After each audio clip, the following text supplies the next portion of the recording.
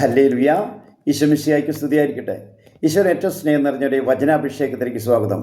ഇന്ന് പരിശുദ്ധാത്മാവ് നമുക്ക് നൽകിയിരിക്കുന്ന തിരുവചന ഭാഗം വിലാപങ്ങളുടെ പുസ്തകം 3-ാം അധ്യായത്തിൻ്റെ 22-ഉം 23-ഉം തിരുവചനങ്ങളാണ്. ദൈവത്തിൻ്റെ ജീവനുള്ള വചനം ഇപ്രകാരം വെളിപ്പെടുത്തിയിരിക്കുകയാണ്. കർത്താവിൻ്റെ സ്നേഹം ഒരിക്കലും അസ്തമിക്കുന്നില്ല, അവിടുത്തെ കാരുണ്യം അവസാനിക്കുന്നുമില്ല. ഓരോ പ്രഭാതത്തിലും അത് പുതിയതാണ്, അവിടുത്തെ വിശ്വസ്തത ഉന്നതമാണ്. ഹല്ലേലൂയ. ഉന്നതമായ സ്നേഹത്തിൻ്റെ സന്നദ്ധിയിൽ ഈ ദിവസങ്ങൾ നമുക്കായിരിക്കാം. ഈ തിരുവചനം ധ്യാനിക്കുമ്പോൾ പരിശുദ്ധാത്മാവ് ഒരു പാട്ട് നമുക്ക് തരികയാണ്. ആ പാട്ടിൻ്റെ ഇരടികൾ പാടി പ്രാർത്ഥിക്കാം. ദൈവസ്നേഹം വർണ്ണിച്ചിടാൻ വാക്കുകൾ പോരാ, നന്ദി ചൊല്ലി തീർക്കുവാനീ ജീവിതം പോരാ. ഹല്ലേലൂയ.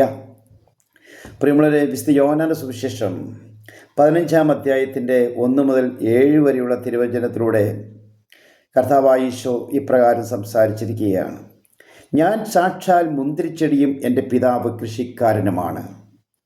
എൻ്റെ ശാഖകളിൽ ഫലം തരാത്തതിനെ അവിടുന്ന് നീക്കിക്കളയുന്നു, എന്നാൽ ഫലം തരുന്നതിന് കൂടുതൽ കായ്ക്കാനായി അവിടുന്ന് വെട്ടിയൊരുക്കുകയും ചെയ്യുന്നു.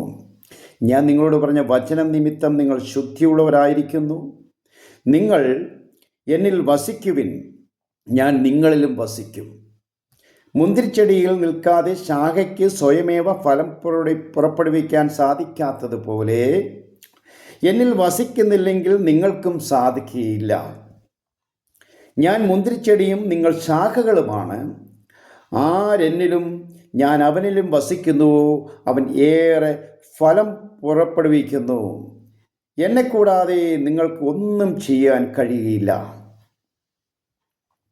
എന്നിൽ വസിക്കാത്തവൻ മുറിച്ച ശാഖ പോലെ പുറത്തെറിയപ്പെടുകയും ഉണങ്ങിപ്പോവുകയും ചെയ്യുന്നു. അത്തരം കമ്പുകൾ ശേഖരിച്ച് തീയിലിട്ട് കത്തിച്ചു കളയുന്നു. നിങ്ങൾ എന്നിൽ വസിക്കുകയും എൻ്റെ വാക്കുകൾ നിങ്ങളിൽ നിലനിൽക്കുകയും ചെയ്യുന്നുവെങ്കിൽ ഇഷ്ടമുള്ളത് ചോദിച്ചുകൊള്ളുക, നിങ്ങൾക്ക് ലഭിക്കും. ഹല്ലേലൂയ. പ്രിയമുള്ളവരെ, ഇന്നേ ദിവസം ഈ തിരുവചനത്തിൻ്റെ അഭിഷേകത്തിൽ നമുക്കായിരിക്കാം. നല്ലൊരു ദിവസം ആശംസിക്കുന്നു. ആമേൻ.